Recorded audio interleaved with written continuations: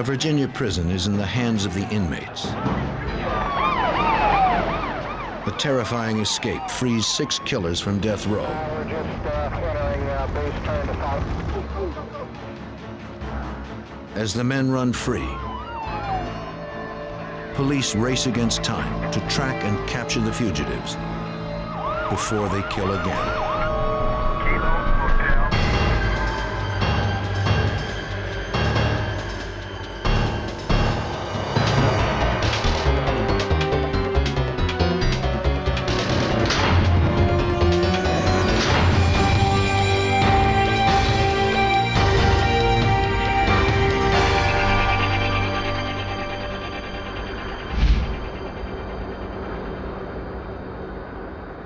Mecklenburg Correctional Center is the pride of Virginia's prison system.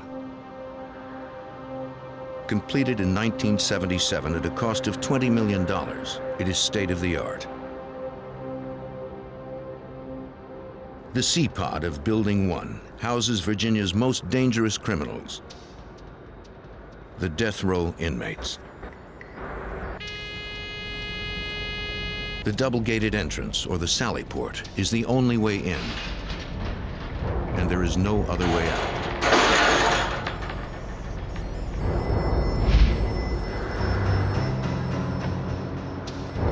Officer Ron Sawyer is informed a bomb has been found in C-Pod. He is ordered to bring a van to the front of the prison immediately so the bomb unit can move and dispose of the bomb. Prison policy strictly forbids opening both gates at once.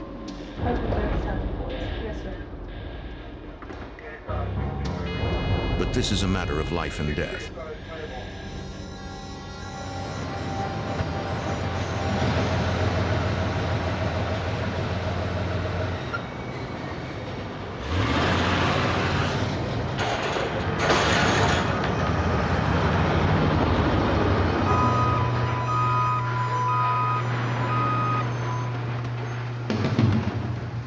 The bomb disposal team, dressed in protective gear, rushes from the building. The bomb is smoking. One of the men sprays the device with a fire extinguisher, apparently to keep it cool.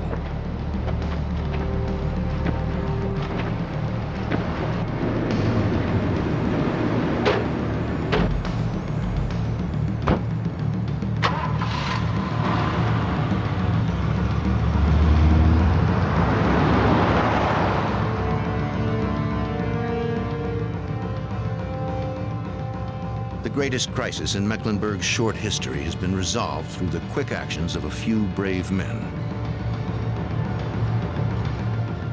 The bomb is safely outside the prison gates. But the crisis is only beginning. What seemed like a bomb evacuation had actually been an escape. The guards are now captives, and 6 of Virginia's most notorious killers are free. A big manhunt underway for 6 convicted murderers who broke out of a state prison in Mecklenburg County, Virginia during the night. The inmates were all on death row. The 6 overpowered guards with homemade knives and drove out with a prison van. As news of the escape spreads, it sends shockwaves through the state's law enforcement authorities. It is the first time death row inmates have escaped in U.S. history. In this program, some of the names have been changed.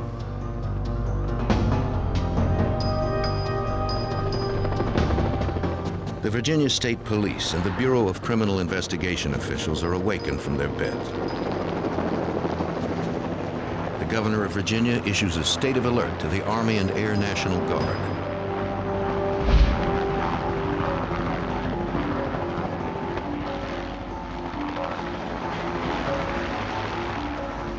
The director of the investigative division of the state police, James Lettner, is brought in to supervise the investigation. The governor was extremely concerned for the safety of any citizens that these escapees might come in contact with.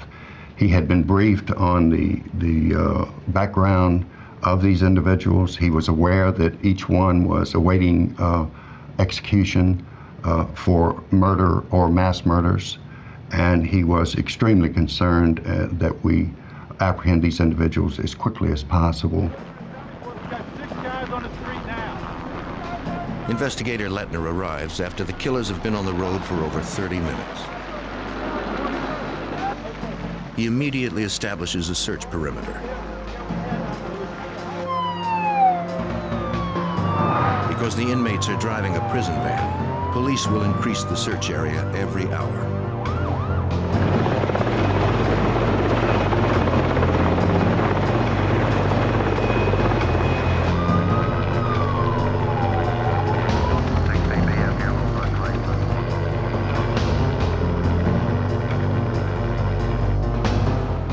We got 6 of them out of the yard right now. Okay, guys, I assume you're in total lockdown. We're in lockdown now. We're in lockdown. We're starting to get a final head count on everybody. Have you done a head count yet? Lettner meets with the warden to learn about the men who escaped. Let me tell you, it's been about a month and a half. The news isn't good. We get mad. We got a couple. The 6 fugitives have been convicted of killing a total of 17 people.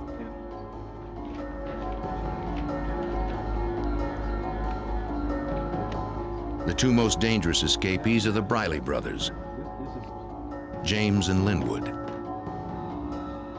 The Brileys ran a vicious Richmond area gang. Police suspected they had slaughtered anywhere from 11 to 20 people. Earl Clanton killed a Virginia woman just months after being paroled for killing an elderly New Jersey woman. Lem Tuggle raped and murdered 2 elderly women. Derek Peterson killed a supermarket manager after robbing him of $6,000. Willie Leroy Jones murdered and robbed an elderly couple. He asked the wife to pray for him before shooting her and setting the house on fire. These are the men who escaped from Mecklenburg's death row. Most of them killed more than once, and would likely kill again if given a chance. It never occurred to me that we would not capture the escapees. I felt confident we would. It did occur to me that it would be an absolute miracle if we did so without any great harm coming to some innocent citizen.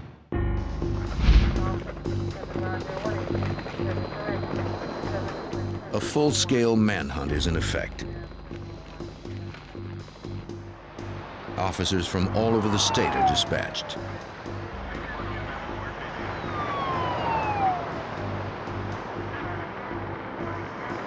Roadblocks and barricades are set up. Helicopters with infrared sensors try to pick up the heat of human bodies hiding in the woods.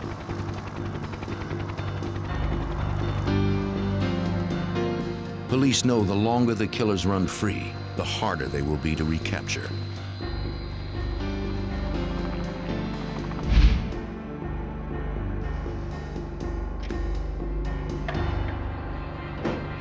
Lettner tours C-Pod, where the inmates were housed. Whole place, and you can see where they started here. Yeah, right in it. This is the pod, C-Pod.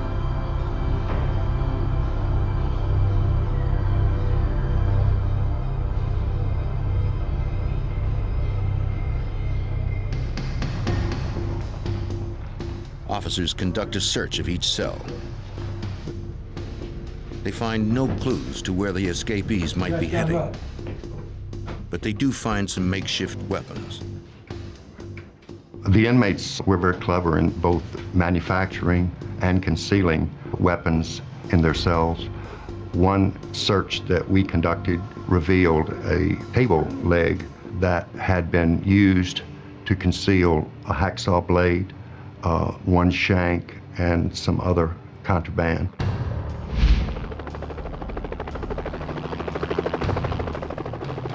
The inmates have been out for over an hour, and investigators know they are armed with knives. And since they had access to guards' protective riot gear, they fear they might have guns. The state mobilizes every possible resource to capture the fugitives.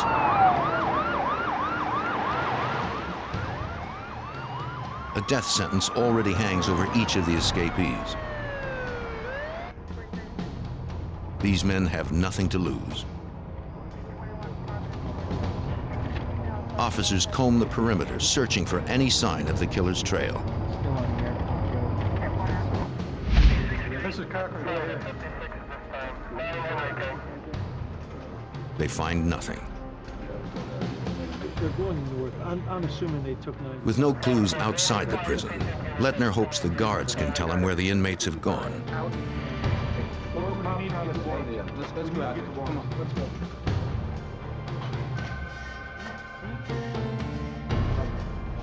Perhaps during the breakout, they heard something that could help direct the search. The inmates never spoke of where they were headed. Cooperate fully. The guards know nothing. How would you like to do this? The guards' lack of information makes Lettner suspect they may have helped the prisoners escape. From his years of experience as an investigator for the state police at other prison incidents, Lettner knows that prison guards can be susceptible to bribes.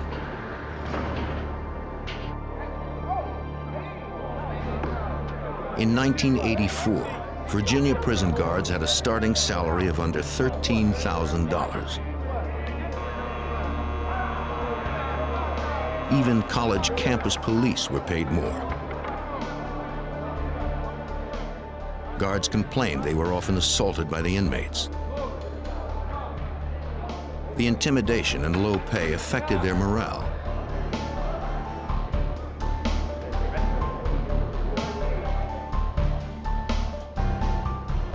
First of all, let me say this to everyone who's listening. As Lettner begins interviewing the security staff, he learns tensions at Mecklenburg have been rising for the past 2 years since the execution of Frank Coppola.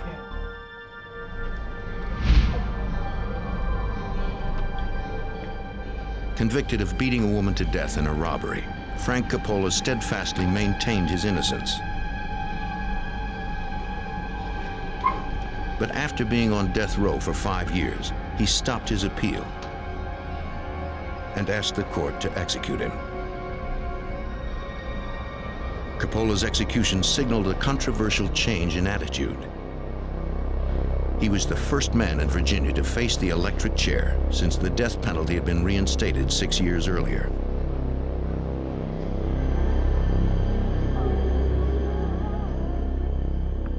When Coppola was executed, something went terribly wrong. His head and one of his legs caught fire. Human rights advocates accused prison officials of torturing him. And so, among the inmates, Coppola became a martyr. Frank J. Coppola was executed at 11:27 p.m. in the manner prescribed by law. Fears had been growing among the death row inmates. Fears the state would embark on a rash of executions. Author Joe Jackson. When Coppola was executed, I think that the other death row prisoners started to see that they too could be executed. Beforehand, appeals had dragged on. All of a sudden, here's this guy that all of the other death row prisoners look up to, and he's the first to go. And at that point, the other death row prisoners said, this could happen to me fairly quickly.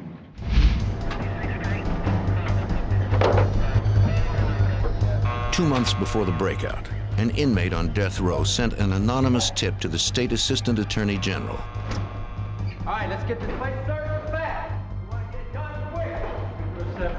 According to the informant, a bomb was being constructed as part of an escape plan. The scheme also involved an exchange of uniforms with the guards. This information was relayed to the warden, who ordered 2 shakedowns.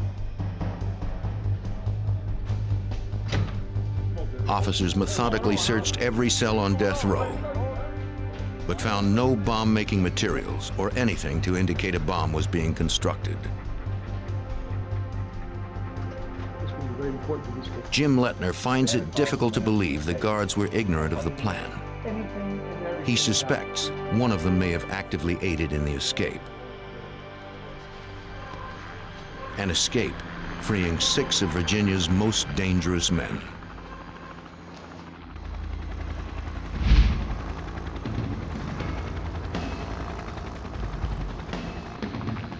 Over an hour after the escape, police in Western Virginia mobilize and search the area around Mecklenburg's prison in a hunt for 6 escaped killers. As the minutes tick away, they struggle to maintain their search perimeter. Police begin to fear that if the escaped killers slip beyond the perimeter, innocent people might die. But it is so important that you remember every single detail, no matter how unimportant it may seem to you. Inside the prison, James Lettner questions the guards, fearing one of them helped the inmates escape. Everyone else remained. And just Desperate to relax a little find bit. I any know it's been clue a as to long how night. the breakout occurred and where these dangerous men might be, he calls each officer to account for his actions.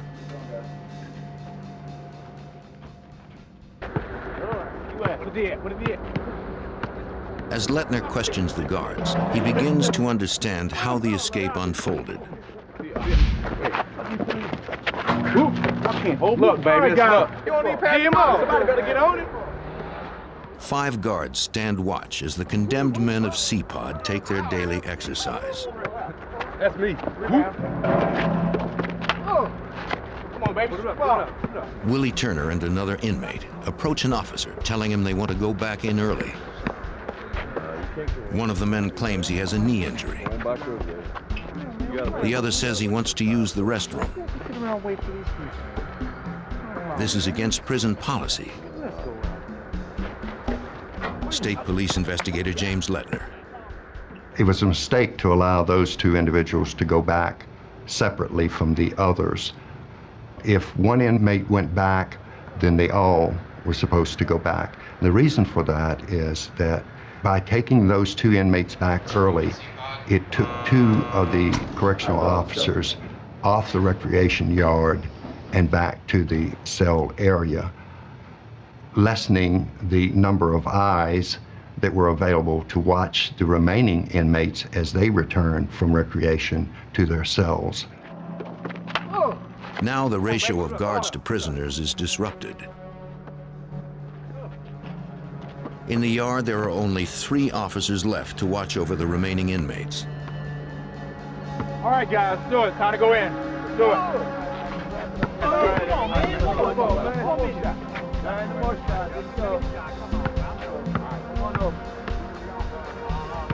The other inmates are escorted to their cells. The guards seem unconcerned they are outnumbered 3 to 1.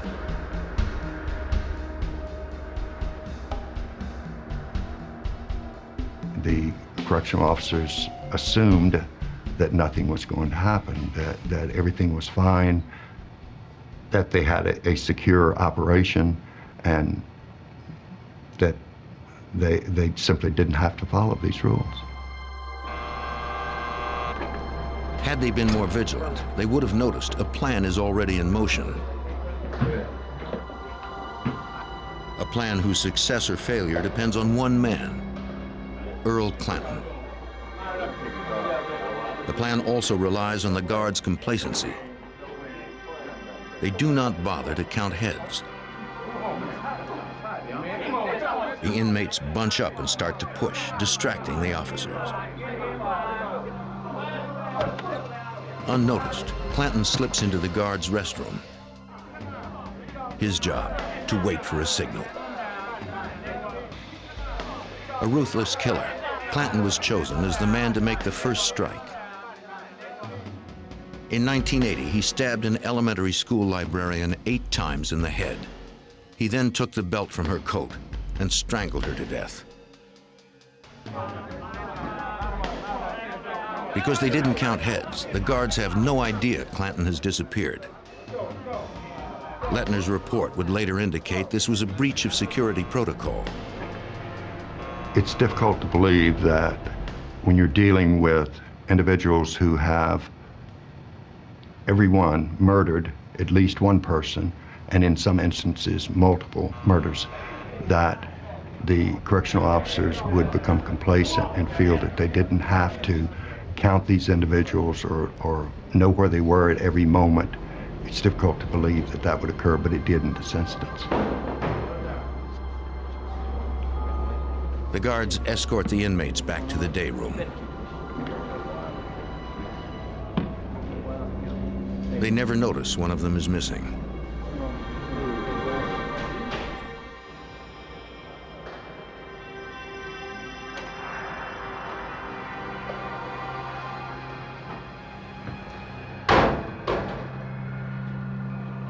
A guard tries the restroom door, but it's locked. The locked door should have sent up red warning flags. In such a situation, prison policy dictates they should call maintenance and all inmates be placed in their cells. But the guards don't do that.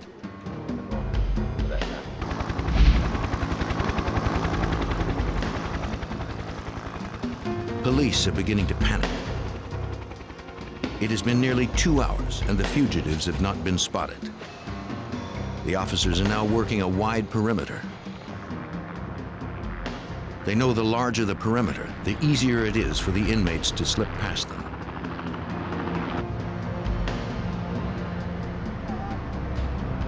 Police are on the lookout for the van used in the escape, but have no idea which direction to search.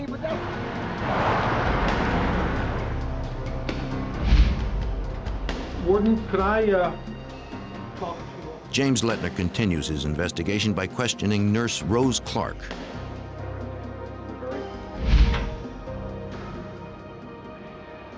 It is customary for Nurse Clark to draw the water from the guard's restroom before she distributes the inmate's medication. Unbeknownst to her, this is where Earl Clanton is now hiding. Door's The locked. restroom door appears stuck. Nurse Clark notifies the guard. He acknowledges the problem, but does nothing.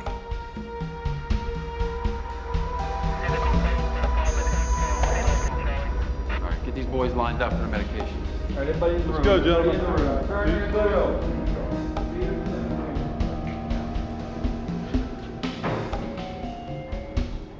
Nurse Clark decides to distribute the medication without water, as she has done in the past. As she is making her rounds, one of them complains his toilet is clogged. He creates a diversion, distracting the guards from what is really going on.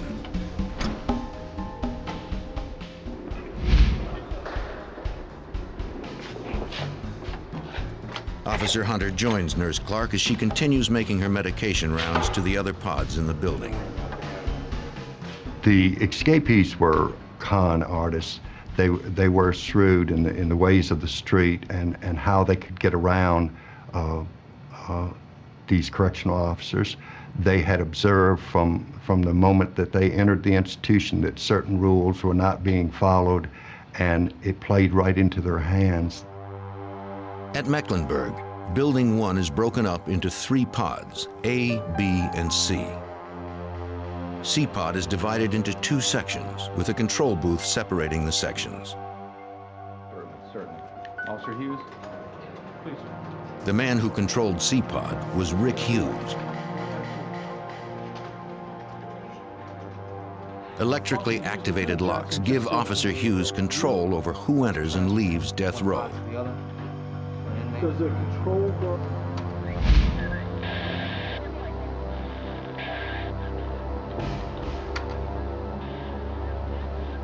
Hughes tells Lettner that one of the inmates got his attention. It was Joe Giarratano, who was housed on the pod's left side. Giarratano asks Hughes to pass a book to inmate James Briley, who was on the pod's right side. All right, I'll do it this time. Come on, come on. Linwood Briley and his brother James received death sentences for 7 murders. In one case, they repeatedly raped a woman within earshot of her common-law husband and their 5-year-old son, then killed the 3 of them. Officer Hughes leaves the door to the control booth ajar, as the prisoners had seen him do dozens of times before. He has no idea the inmates are already arming themselves with knives. There was a fellow by the name of Willie Turner. He was kind of a genius as far as figuring out how to make weapons from the things around him in the prison cell and how to hide them. And he would basically strip metal from around the toilets or the sides of the door or something like that, and sharpen it and make a knife out of it. Convicted of killing a jeweler in 1978 and sentenced to death, Willie Turner never finished 5th grade, but he learned to read and write in prison. He claimed to have made a key for every cell he ever occupied. The guards suspect he is behind the plan to escape.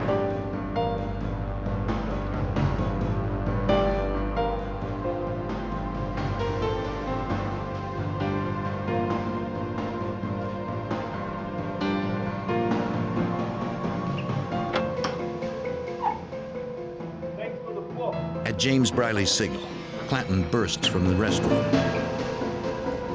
He hits a button on the control booth, releasing the other inmates.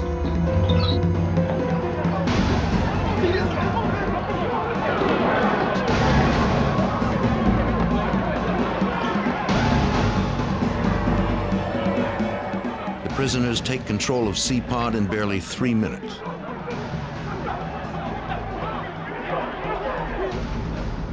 Each of the guards relate how he had been taken hostage and stripped of his uniform. The inmates take the only defense the guards have, their nightsticks, along with their watches, rings, and money.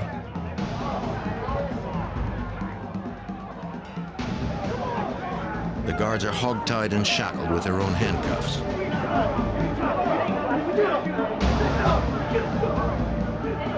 Blindfolded, they overhear the inmates discuss how they need to capture someone in authority. It's one at a time. Everyone else just relax. The senior officer is Watch Commander Lieutenant Mark Johnson. Reconstruct the events from the very first time you were involved. Lettner's report indicates he was in Building 3 when he responded to a page.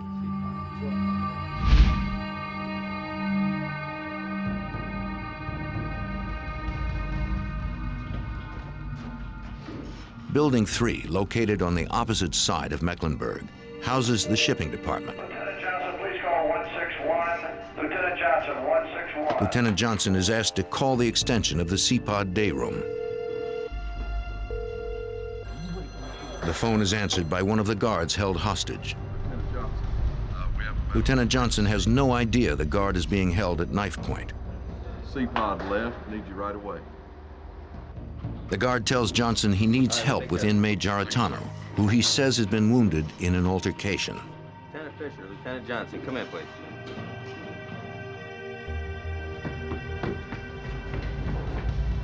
Johnson calls the shift commander and orders him to report to C-Pod. So the key is just to ignore them, you know? Don't pay any attention to them. Nurse Clark finishes passing out her medication to the rest of the inmates in Building 1. The exit is through this locked door.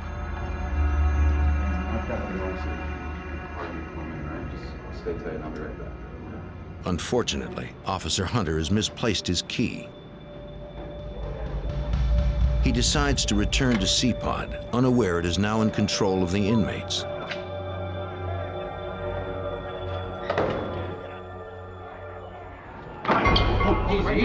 Hunter walks right into their arms. Hunter is taken down to the pod's lower tier, where he joins the other hostages. The conspirators need his uniform. They force Hunter to strip to his underwear, then blindfold and hogtie him. The inmates know the security procedures, and they make the system work against itself. They got the other guards to come to Pod C simply by faking emergencies that they needed assistance with inmate so-and-so who was not taking his medication or resisting one thing or another. By creating the illusion of a fellow correctional officer in trouble, the inmates lure other guards into C-Pod one by one. They then capture them and take their uniforms. Nurse Clark is beginning to wonder what is keeping Officer Hunter. When a guard finally arrives, she is relieved. Hey, turn around. She has no idea her terrifying ordeal is just beginning.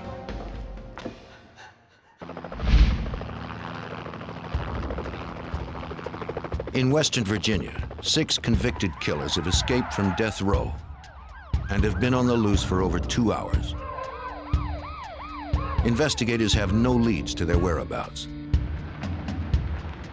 Police are frantically searching a wide perimeter. Using every resource available, they struggle to maintain it, desperate to contain the inmates.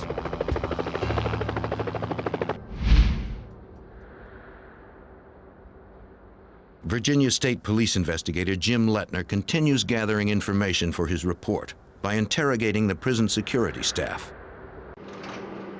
hoping they will provide some leads to where the escaped inmates are headed. Each officer recounts his terrifying ordeal.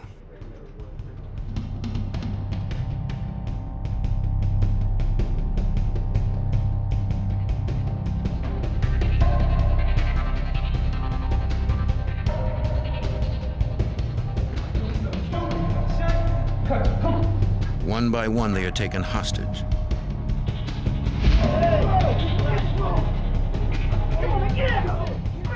The inmates use their uniforms as a disguise to lure more officers into the trap. The guards tell Lettner James Briley wanted to kill some hostages. Guards in here. I think we wanted to kill a few of them. There were too many, Briley said. He was afraid they would become unmanageable. Willie Turner, one of the inmates, talks Briley out of it. They had agreed there would be no murders. Derek Peterson returns with Nurse Clark.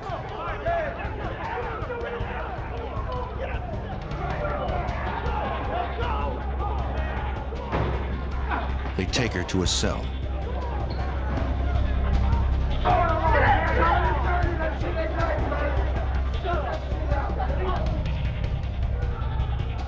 Nurse Clark is alone when Earl Clanton appears. Clanton had been convicted of killing 2 women, and now he has his eyes on Nurse Clark. Surrounded by convicted killers bent on freedom or revenge, the security staff doubts they will live to see morning. The screams of Nurse Clark stir them to anger, but they can do nothing. Linwood Briley joins Earl Clanton. As they begin to molest the nurse, Wilbert Lee Evans stops the men.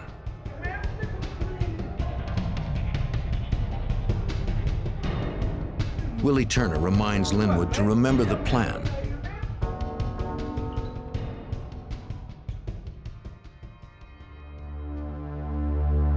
It has been 20 minutes since Lieutenant Johnson received a report about an emergency on death row.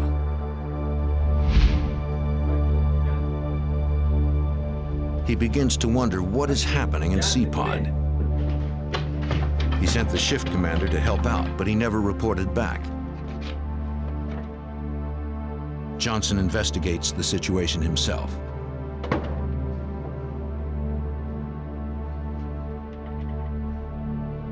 The stairwell doors lock automatically behind him. Give me the jacket. Come here. It's time for your shaking. The inmates threaten to kill Johnson if he does not do as they order. Once the inmates no longer have any use for them, the hostages fear they will all be killed. It has been 3 hours since the escape, and still there have been no sightings of the fugitives.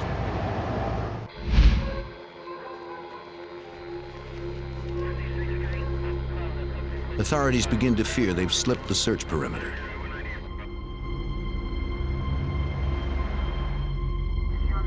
If that is true, a lot of innocent people are in danger. As the prison guards continue their account, Jim Lettner still hopes to find one detail that will lead him to the killers. And got a radio. In the main control room, Officer Cindy Smith had word that an inmate was injured, but no one had called the paramedics.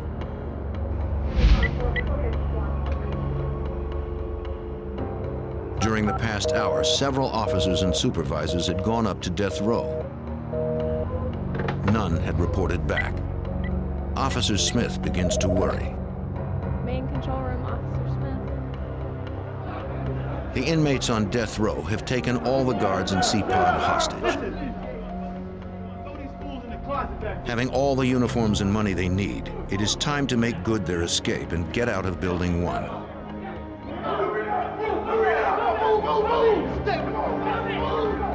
They move the hostages to a janitor's closet at the end of C-Pod.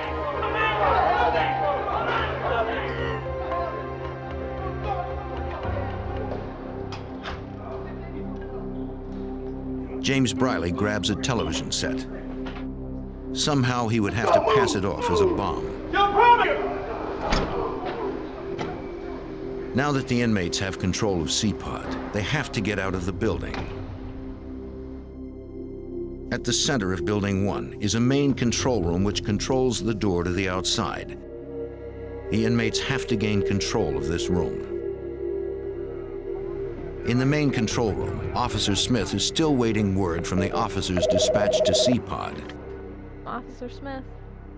Then she receives a call.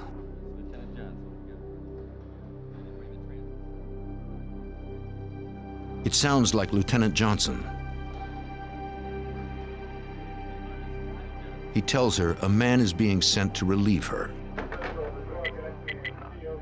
By having her supervisor, who was a hostage, call her and tell her that she would be relieved of duty by another guard. She didn't question who the guard was.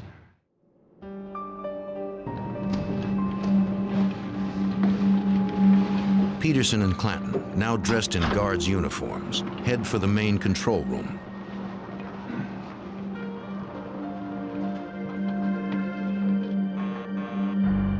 Officer Smith has no way of knowing the officer sent to relieve her is Derek Peterson. Come on, get down on the ground. Get down on the ground. Get down. All right, there you go. The prisoners now have control of all the doors to Building 1. But there is only one way out of the prison compound: the Sally Port. James Briley forces Lieutenant Johnson to call for a van. Got a bomb in Building 1. We need both vehicle sally ports open. He claims they have an emergency. The van must be brought around to the main Sally Port. I'll stay back here with the doors for you. Willie Turner has an appeal pending and volunteers to stay behind and guard the hostages. In the C-Pod control booth, Joe Giarratano, who also stays behind, pushes a button, opening the stairwell door. The rest of the conspirators, disguised as guards, troop downstairs to the loading dock. Lieutenant Johnson is no longer needed, and so the watch commander is imprisoned in the Building 1 stairwell.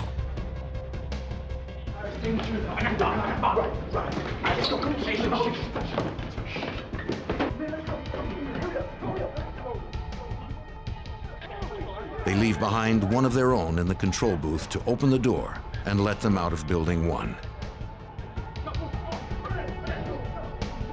They lock Officer Smith in a closet. On their way out, the 6 escapees raid the room full of riot gear. Wearing helmets to further hide their identities, they place the television on a stretcher, throw a blanket over it, and exit Building 1. For months prior to the breakout, the inmates leaked a story about a bomb being built in C-Pod.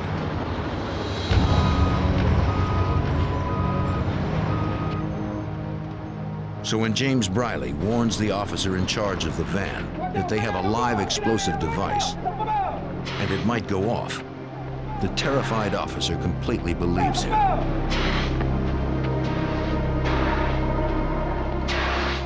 Linwood Briley sprays their bogus bomb with a fire extinguisher, and it appears to be smoking.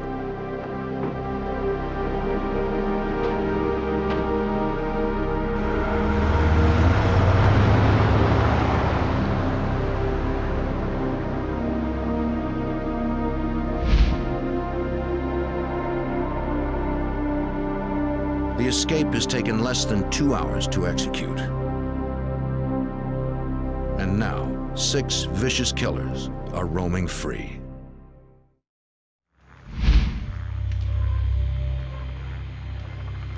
It has been over 3 hours since Virginia prison officials were awakened by terrifying news. 6 death row inmates have broken out of Mecklenburg Correctional Center, a state-of-the-art escape-proof facility. All police have is a widening search and no leads. James Lettner reports that none of the guards conspired in the escape. They are guilty only of errors in judgment. Each error by itself would not have been enough, but taken together, they enabled 6 condemned men to escape. The most pressing question on Lettner's mind is where the killers are headed. Between them, the 6 escapees have been convicted of killing 17 persons. They've been in and out of prison most of their lives. And now, they are free men.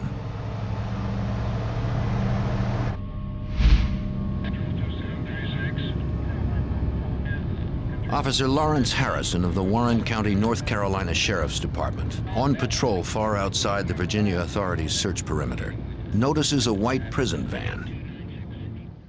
At the time, I thought it was just correctional people could transfer because they do that at night. And they came by, they waited me, and I waited them, and they kept going. The prisoners have slipped the perimeter, and Officer Harrison has not yet been informed of the breakout. The escapees realize a white prison van would be easily spotted. As their euphoria from the escape wears off, they begin arguing about where they should go, what they should do with the van. Someone suggests they hide the van in the woods and cover it with branches. But that would take time, and the 6 are getting nervous. While driving through Warrenton, North Carolina, a town of about 1,000 people, they find a grove of trees. It looks like a good place to leave the van.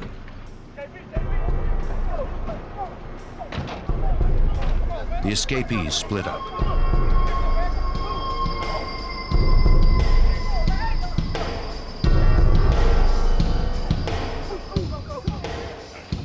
The Brileys, Tuggle, and Jones go one direction.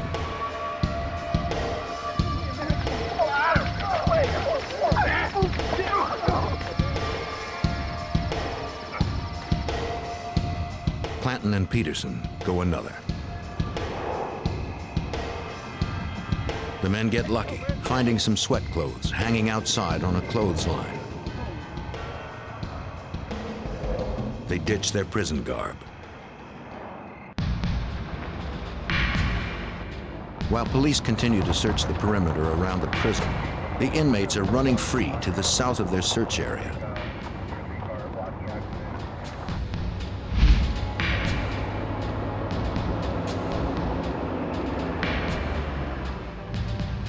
The The fugitives have been on the run for 3.5 hours when a North Carolina Highway Patrol officer discovers the prison van. 211 Central. I'm stopping to check out a suspicious van in the back of the schoolyard. It's 30 miles from Mecklenburg. It had been driven into some trees behind the Marion Boyd Elementary School. Parked near the playground, the van is hardly inconspicuous.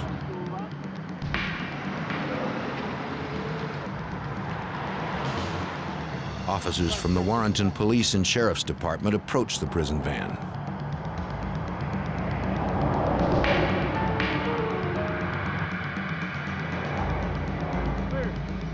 Take the door here. Take the door.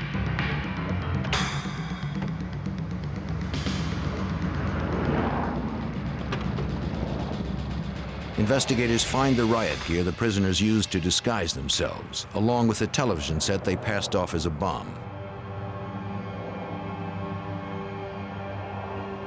Unfortunately, they find nothing to indicate which direction the escapees are heading. The riot gear can furnish a scent for the bloodhounds. Certainly. When we called around, we're going to call around a certain area. Yes, excuse me, sir. I think we might have a break. Back at the prison, Lettner gets word a hospital orderly had been carjacked at knife point by 2 men in uniform. Lettner suspects these were 2 of the escapees. The orderly is lucky to have escaped with his life.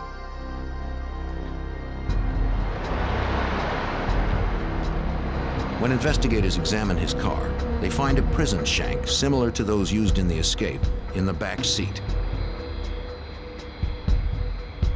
Police know the men have now split up, and 2 of them are on foot.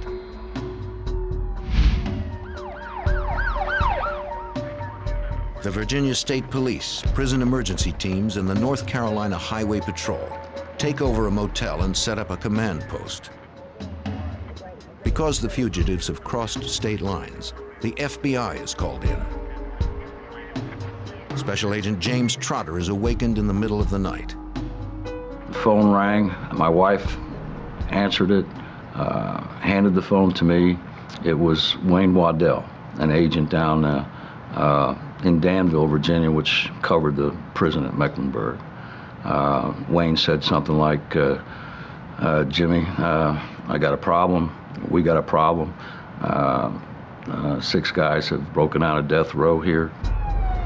The fact the escapees split up would make them harder to find. But if they were on foot, they couldn't go far. Investigators adjust their search perimeter, vectoring in the location and time the van had been abandoned with the location and time of the attempted carjacking.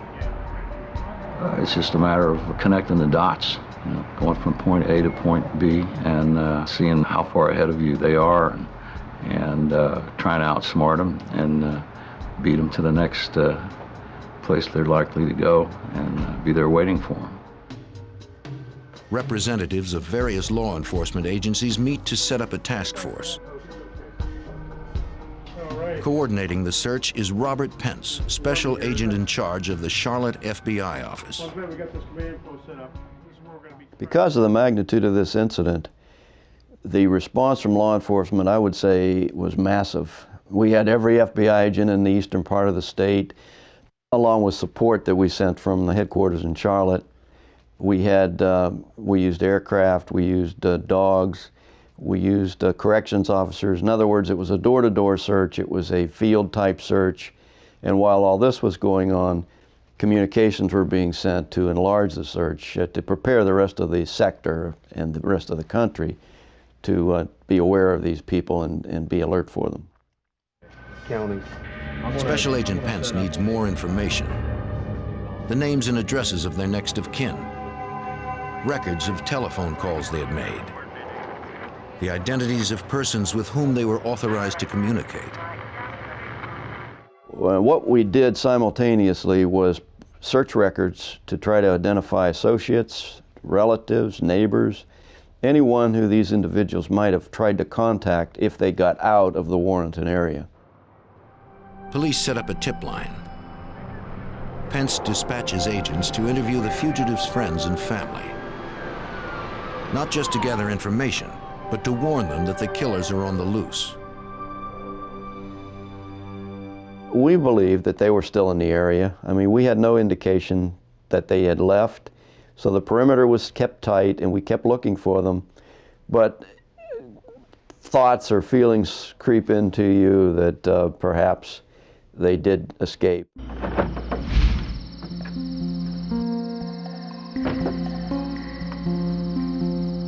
Then, what the police fear most happens. A man reports his truck stolen.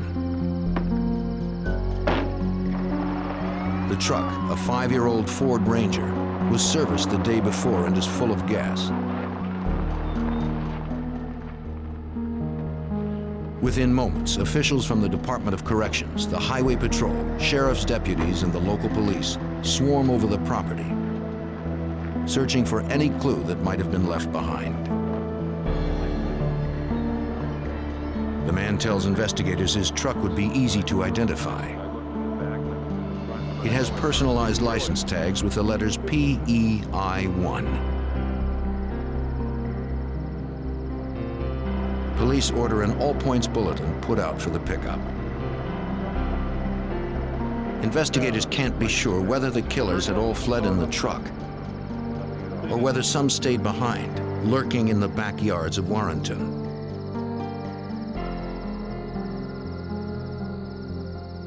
Special Agent Pence. So initially it was to try to contain them, and then it became a national search. So while all this was going on, while the physical search was going on, communications would be sent advising the rest of the country about what happened here, that we had the largest breakout of death row inmates in U.S. history, and we needed to apprehend them very quickly.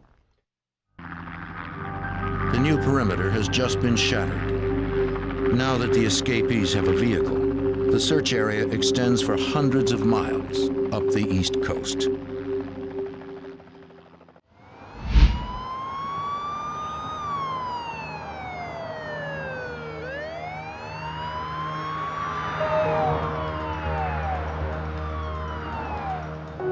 As dawn breaks, the day after the escape, police set up a fortified perimeter around Warrenton, North Carolina. Roadblocks are established, and every driver is questioned.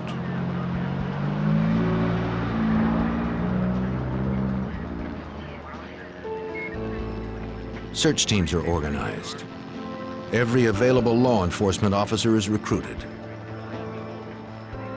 Police bring in tracking dogs to follow the escapees' scent. Starting in the area immediately around the van, a pattern search fans out like ripples in a pond, covering an ever wider area, requiring more and more manpower.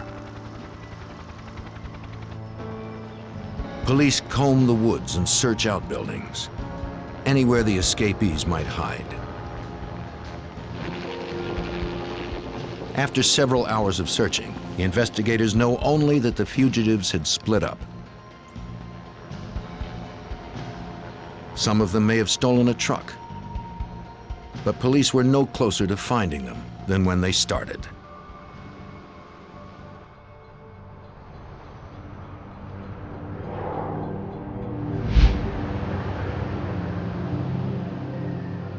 This morning, the residents of Warrenton, North Carolina, wake up to see helicopter shots of their town on the national news.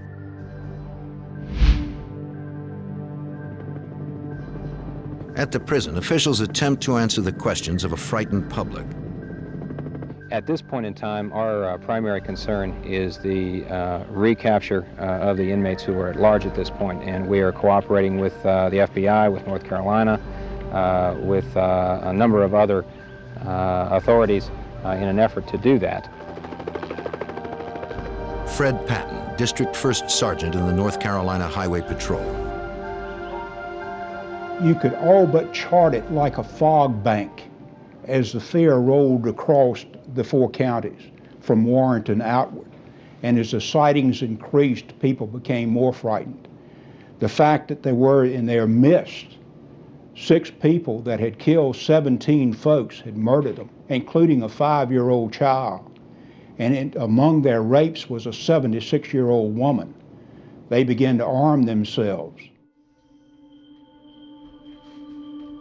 Warrenton residents scrambled to buy weapons and ammunition.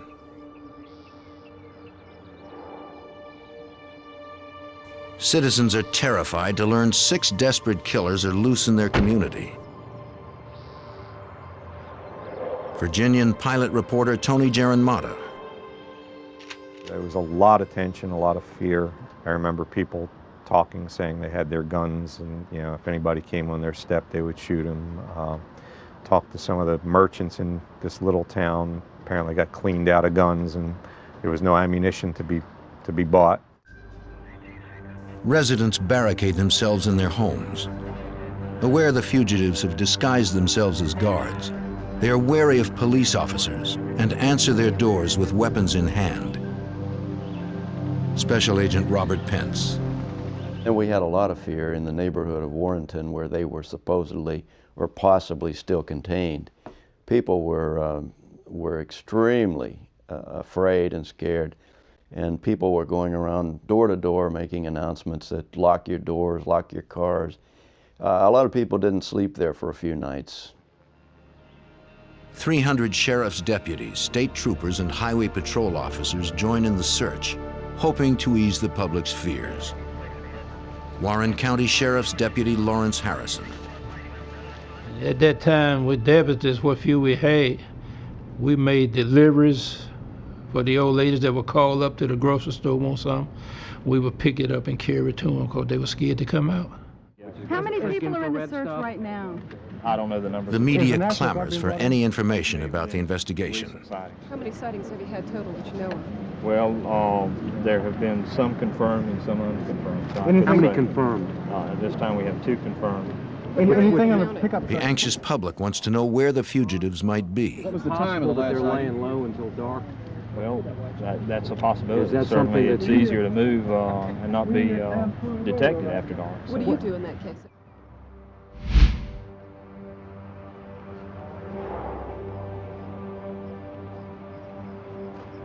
Earl Clanton and Derek Peterson traded the guards' uniforms for some sweat clothes.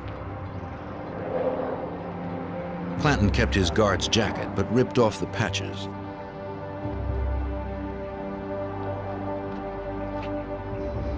The 2 fugitives walk into a coin-operated laundry.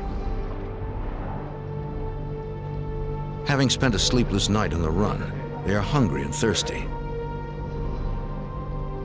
They had just been to a convenience store where they bought a bottle of wine and some cheese.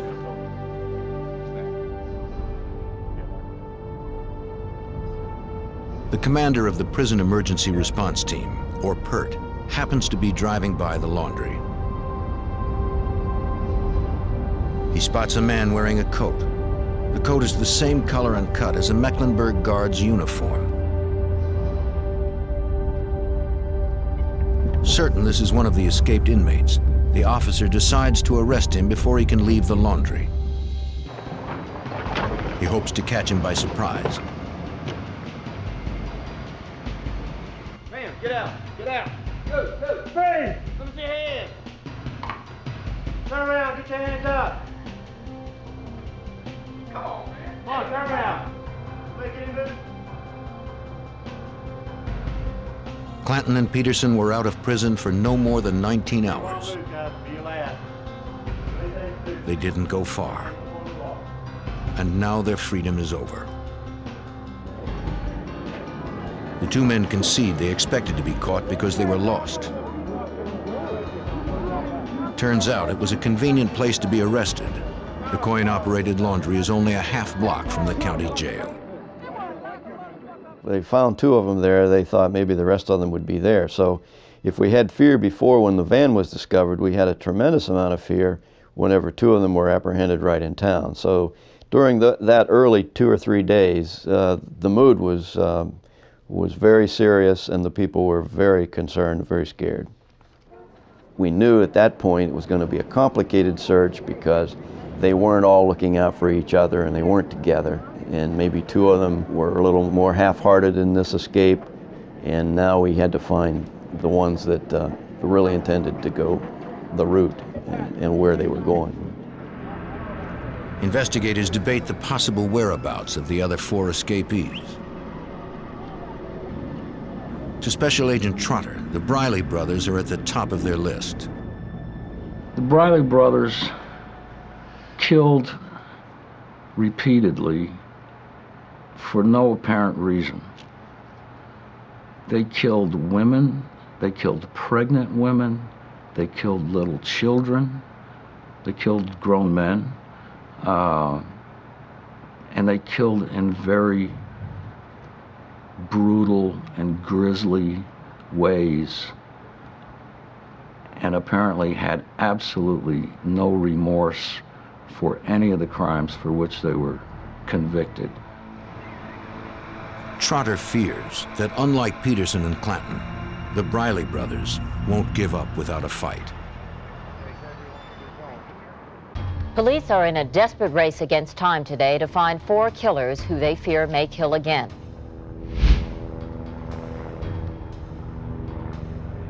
The capture of 2 escapees in the town of Warrenton, North Carolina, only intensifies the sense of fear in the region. On the 2nd day of the search, police scour a North Carolina campground after a woman reports she saw 2 of the convicts jogging across a field. Officers fan out through the woods, emerging hours later with nothing but a cold trail.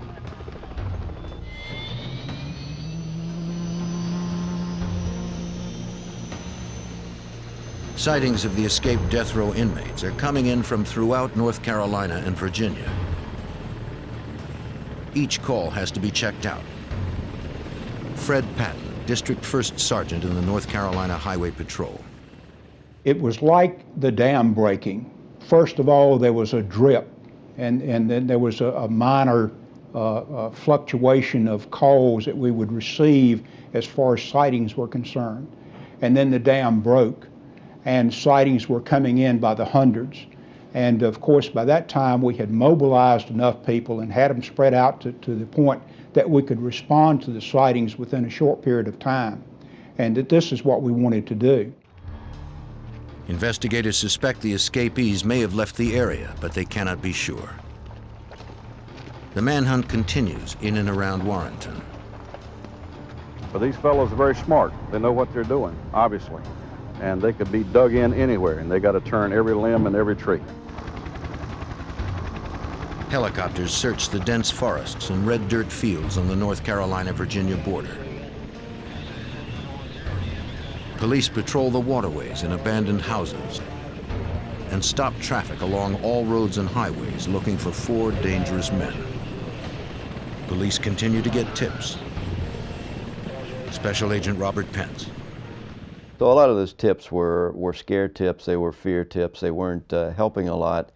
And I don't believe that any of the calls really materialized as far as giving us direction about where these fugitives might be. But I do think it gave the citizens a conduit to really vent some of their fears and concerns. A manhunt sweeps the forests and swamps. All day long they search, growing more miserable by the hour. They run out of insect repellent in Warrenton and have to send out for more.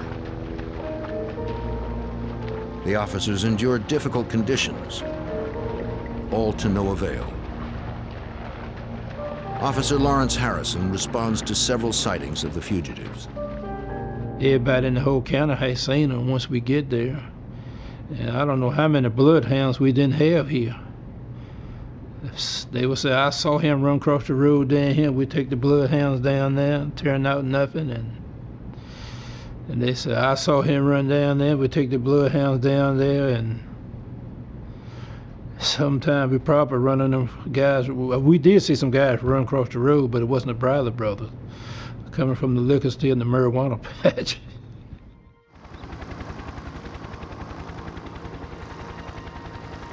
Reports pour in as residents throughout Virginia and North Carolina call police hotlines. claiming to have seen the fugitives.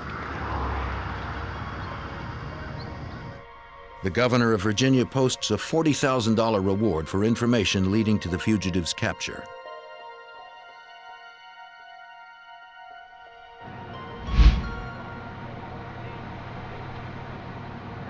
Sightings come in from North Carolina and Virginia.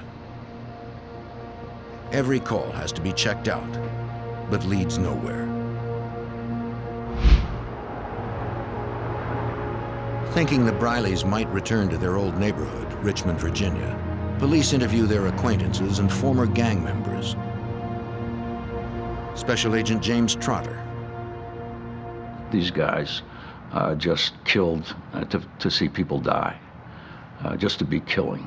And I think that's why the Richmond community, upon learning that they had escaped, particularly the areas of Richmond which they frequented in the past, the people were terrified. Their own parents were terrified, not for them, but of them.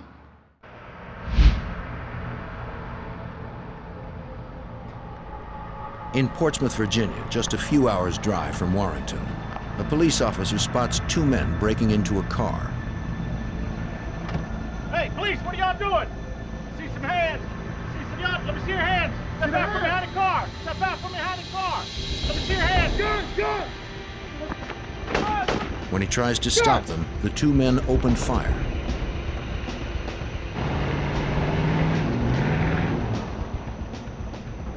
One of our officers saw Linwood Briley in the 1800 block of Elm Avenue, but then he lost sight of him. And shortly before 9 o'clock, another officer spotted Linwood Briley and James Briley here at Elm and Lincoln.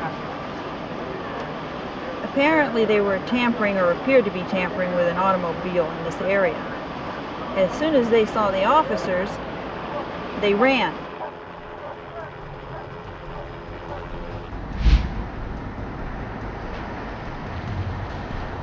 As fears spread, the sightings keep coming in from far and wide.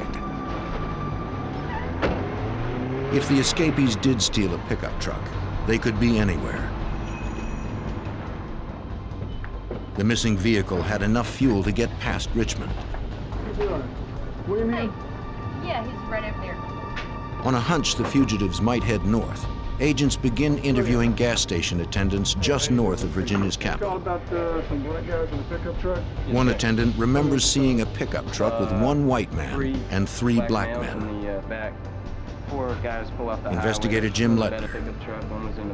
I was absolutely convinced that at least 2 of them, and perhaps 4 of them, were capable of murder or any other crime, and would eventually commit other murders if they remained on the street. Having lost their perimeter, investigators scramble for clues to where the fugitives might be headed. They focus their attention on the leaders of the gang. They begin by examining a log of phone calls made from death row. The log indicates the Briley brothers made a number of calls to the Philadelphia area.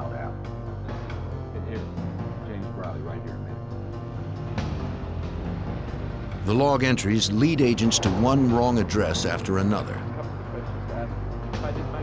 They begin to suspect the Brileys entered false phone numbers. Michael Carbonell is a supervisory special agent with the FBI in Philadelphia. Based upon all the negative investigation we had conducted, I felt that those numbers were not right. In other words, they were not telling the guard which number they were actually calling. Investigators subpoena the toll records corresponding to the phone on death row. When they compare it to the handwritten log, their suspicions are confirmed. The phone company's records show the actual numbers the Brileys called. Agents now have over 50 good numbers to investigate. Okay, the only other thing we had was maybe mail.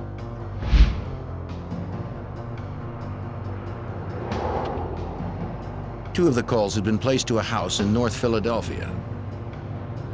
Investigators know from prison visitation records that the Brileys have an uncle who lives in North Philly. Carbonell set up to trace their uncle's outgoing calls.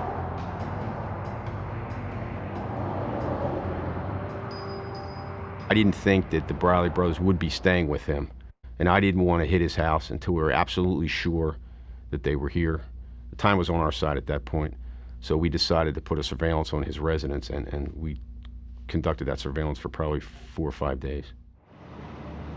The FBI watches the Brileys' uncle's every move. Although they never see him with the Brileys, the agents have no choice but to wait it out.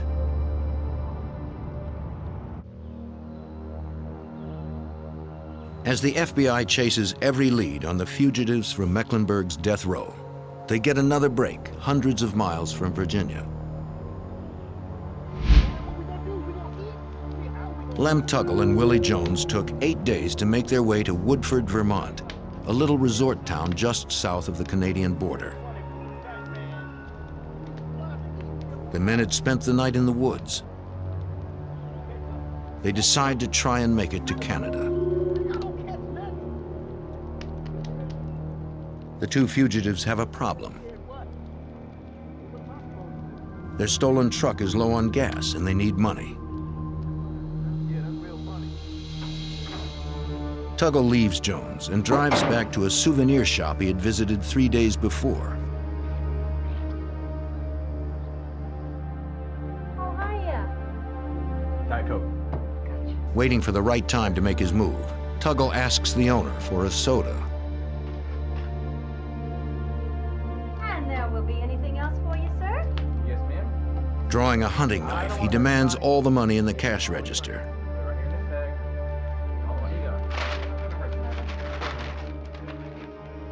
Once Tuggle gets the money, he turns and walks out. The woman notes the truck's license tag, PEI-1.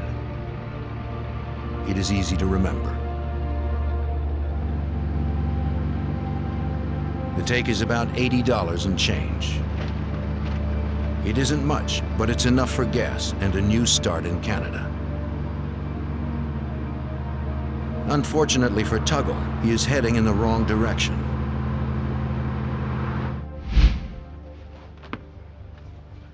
Ronald Wunderlich has just woken up and is about to head off for an all-night job guarding a nuclear power station.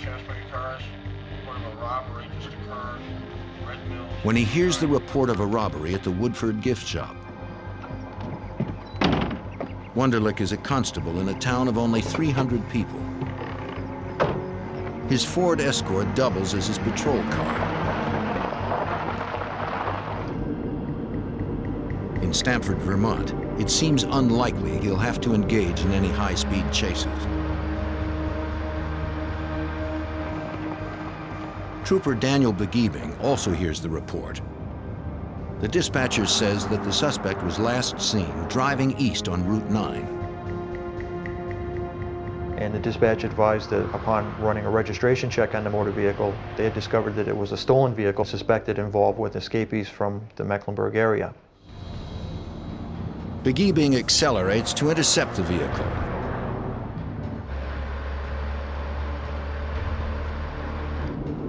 Wunderlich is driving out of Stamford when he spots the suspect vehicle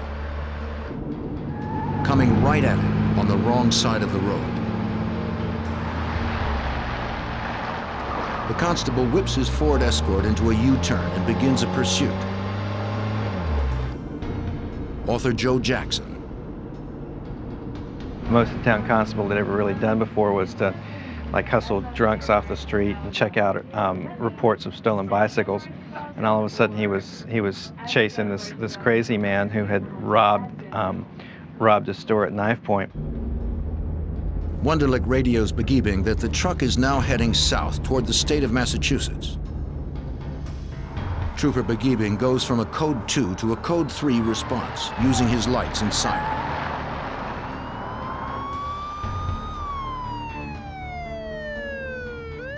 I was accelerating around probably 80 or 90 miles an hour to try to meet them, to make up some time and distance before he got north to the intersection of Route 100 and Route 8.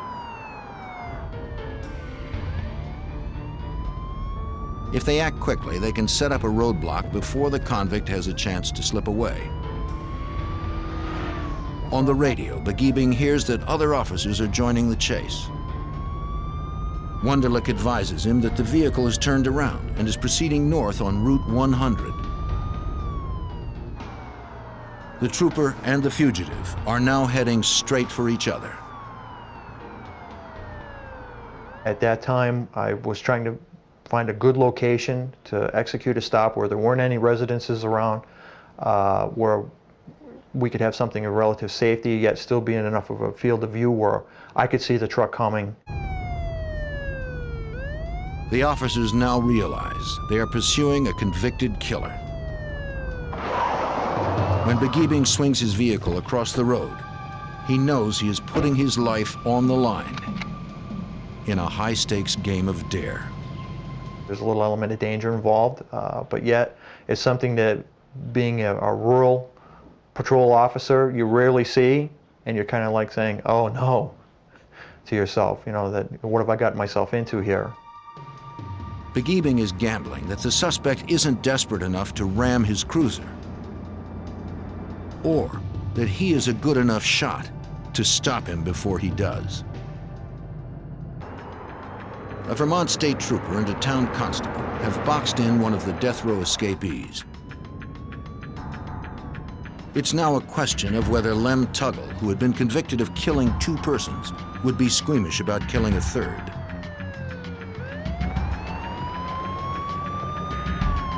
Weighing his options, Tuggle pulls over and stops.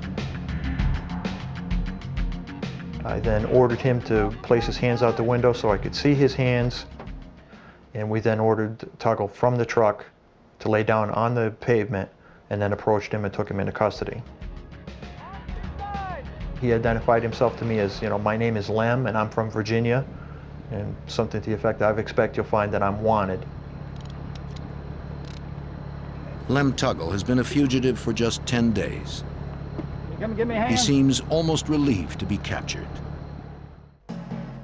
Tuggle admits that robbing the gift shop was a big mistake. But the truck was out of gas and he wanted to get to Canada.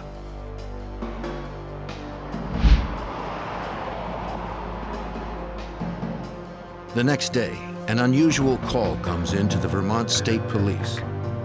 State Police Derby. The man gives the dispatcher his name. Willie Jones. Yes, can I help you? He says police are looking for him. For what? Where? He'd escaped from prison. I can't. Mecklenburg? Mecklenburg where? In Virginia? For what? He had broken out of death row. How long? When? And you want to turn yourself in? I will be sending the cruiser up, the police up to talk with you. When Tuggle didn't return, Jones became lost and confused. Tired of being on the run, he wanted to turn himself in. The dispatcher asks Jones to describe where he is. She determines that he is on Route 242 outside the town of Jay. Jones tells the dispatcher he is unarmed. In his 26 years as a trooper, this is the only time Richard Armitage has ever had a fugitive call and ask to be picked up. He just looked like he was ready to turn himself in. He looked dejected, he looked tired, dirty, hungry, and it was obvious that he'd been bit by a number of the black flies that we do have in this area.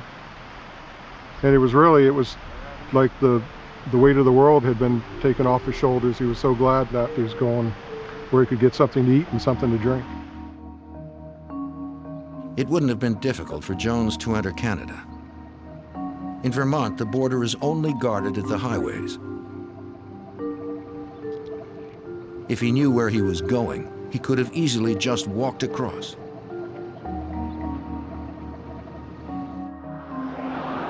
But Jones gave himself up just 5 miles from the Canadian border. Author Joe Jackson believes Jones may have been overwhelmed by his newfound freedom. They live most of their adult lives in prison. I mean, prison is their world, and so they're able to figure out how the prison world acts, but they're not able to figure out how the free world acts. They fit in the prison world. They don't fit in the free world. With 4 of the 6 fugitives captured, only the Brileys, the most dangerous killers, remain at large. With their well-known history of vicious murders, the 2 remaining fugitives seem to be everywhere. Sightings come in from as far north as Montreal.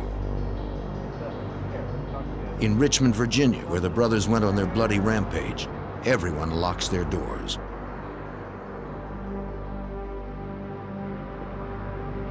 A manhunt is organized in Oxford, North Carolina, after a man thought to be Linwood Briley steals some cans of food from a convenience store. In Richmond, Virginia, the family of a former gang member who turned state's evidence against the Brileys is given police protection.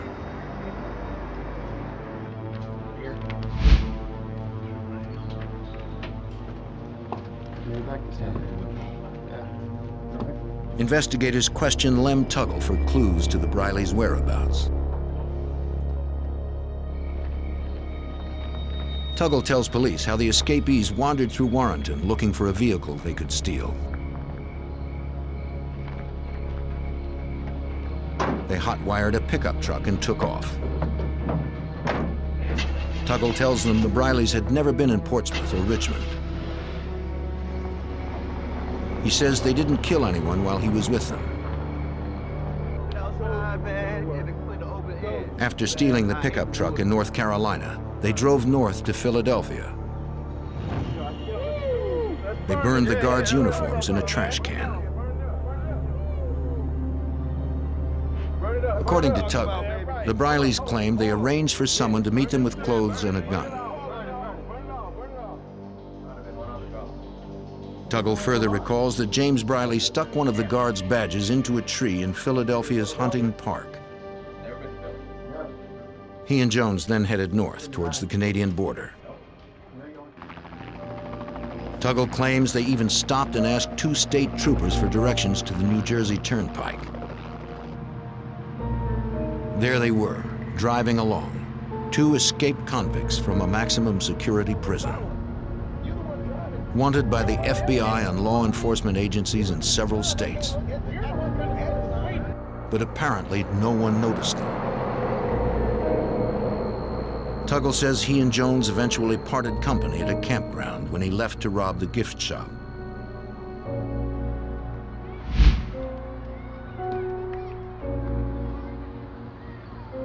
Special Agent Mike Carbonell comes to Philadelphia with a map of the park drawn by Tuggle. I frankly didn't believe it. I'm familiar with Hunting Park. When I looked at the map, there were no tennis courts drawn on the map.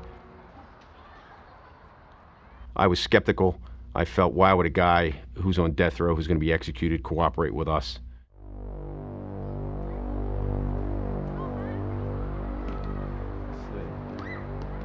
Searching the trees, investigators find the guard's badge. This confirms Tuggle's story. I was stunned. I didn't believe it. But the proof is in the pudding. The badge was there, and then we knew that they were here. The FBI knows the Brileys have an uncle in Philadelphia. They believe the 2 fugitives will probably contact him if they haven't done so already. Special Agent James Trotter. They set up a surveillance and sat there for days, nothing. He would call me and report. He would say, the guy's not doing anything, nobody's coming or going.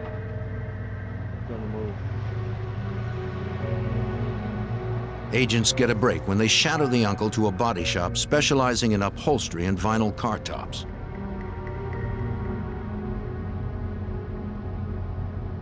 Days earlier, a woman in New York notified police she received a call from James Briley. The call originated from this garage. Its owner, Dan Latham, had been introduced to the Brileys by their uncle using false names. He called them Lucky and Slim.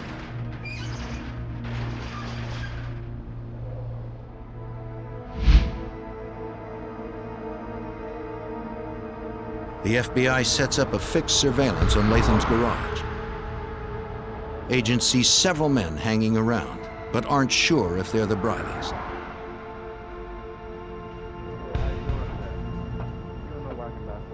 They send in an informant from the neighborhood to try and confirm an ID. He was a street-type guy who was very sharp, could really maneuver in that environment. We sent him in there. He actually talked to James Briley.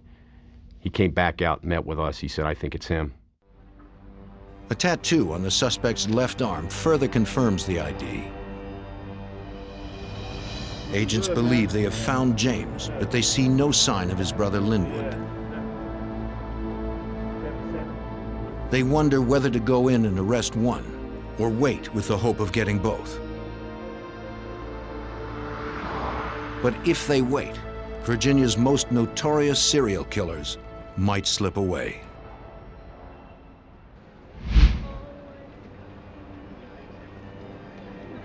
After 19 days of searching, the FBI believes they have located the last two escapees from Mecklenburg's death row.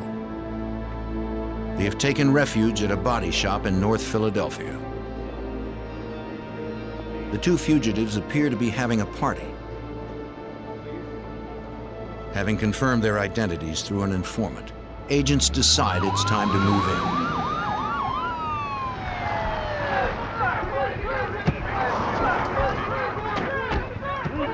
Garage owner Dan Latham is surprised by all the commotion. I myself was in the office on the phone, just taking it easy, and I heard some wheels screeching, coming to a halt, and I heard a lot of screaming. I looked outside, all I seen was guns, a lot of guns. Both brothers admit their identities and are led away in handcuffs. The nationwide manhunt is over. The last of the Mecklenburg Six are recaptured. They had been free for 19 days. For Sergeant Fred Patton, it is the end of a nightmare. When the Briley brothers were finally apprehended in Philadelphia, it was like the weight of the world had been lifted off of you, because I reiterate that these were bad folks. These were killers.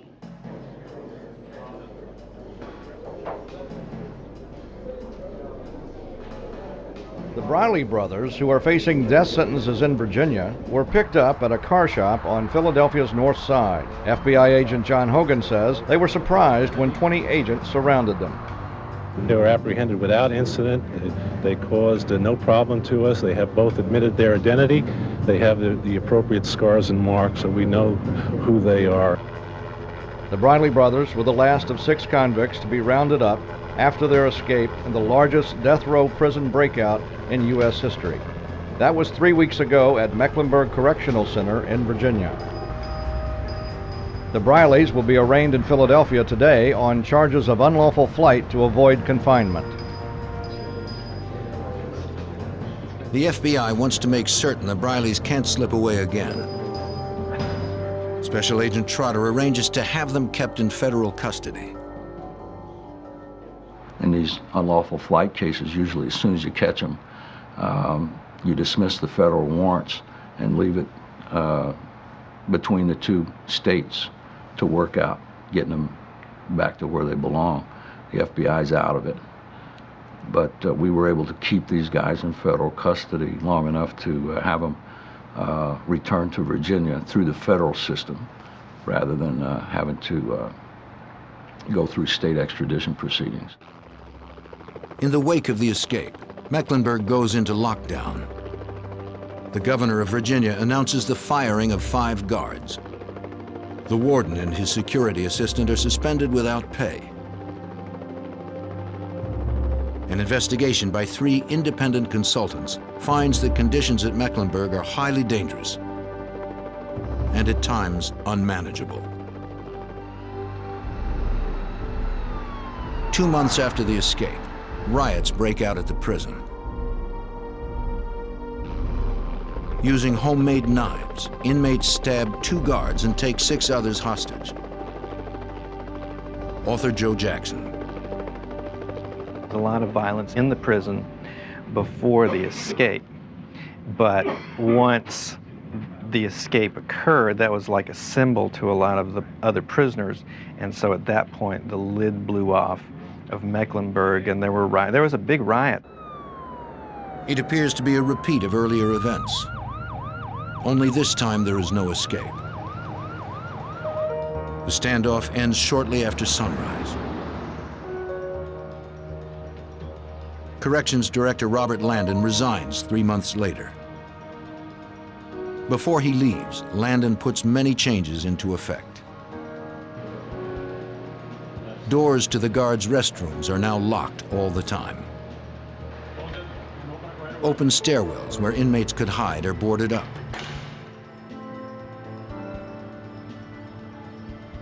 Stricter procedures are put in place.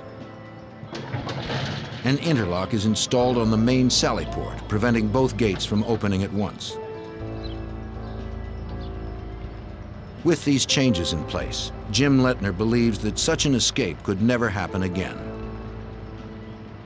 Corrections were made to our institutions, both in the way jobs were performed, as well as new regulations that were instituted that makes our prisons more apt to be escape-free in the future. In October of 1984, as Linwood Briley's execution grows near, he is quoted as saying, "At least I had my 19 days." Briley is the second man in 22 years to be executed in Virginia. But in the aftermath of the escape, officials step up the rate of executions.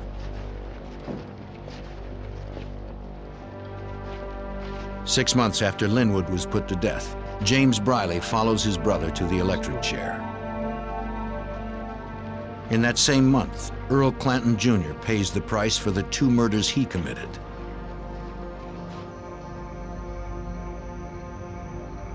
Derek Peterson, one of the first escapees to be recaptured, makes his final walk in 1991.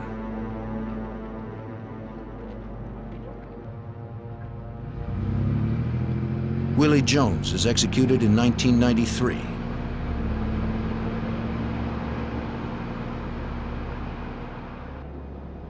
Willie Turner masterminded the escape, but he remained behind because he had an appeal pending. Convinced of his innocence, he puts his faith in the system. Willie Turner is executed in 1995. By that time, the state of Virginia stopped using the electric chair. Turner's life is ended by lethal injection. An hour after the poison stops Turner's heart, his lawyer finds a loaded .32 caliber homemade gun inside a typewriter in his cell. Along with the weapon is a handwritten note that reads simply, "Smile." The last escapee to die is Lem Tuggle. On December 12, 1996, the convicted double murderer is led to the death chamber. Joe Giarratano, whose book passing started the escape, had his sentence commuted to life in prison. Of all the conspirators, he is the only survivor.